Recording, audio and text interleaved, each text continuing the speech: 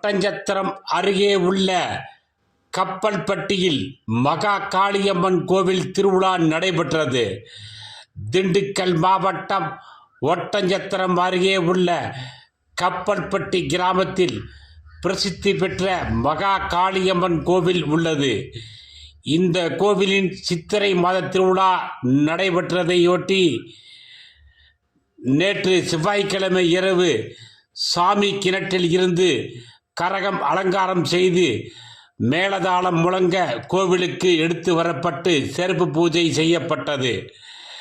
இன்று புதன்கிழமை காலை அக்கினி சட்டி எடுத்தல், மாவிளக்கு எடுத்தல் உள்ளிட்ட பல்வேறு நேர்த்திக்கடன்களை பக்தர்கள் செலுத்தினர்.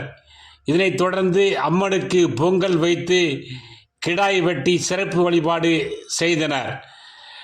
நாளை வியாழக்கிழமை மாலை காளியம்மன் கரகம் அலங்கரிக்கப்பட்டு வீடு வீடாக ஊர்வலமாக எடுத்து சென்று சிறப்பு வழிபாடு நடத்தப்பட்டு பின்னர் கரகம் கோவில் கிணற்றில் கரைக்கப்படுகிறது.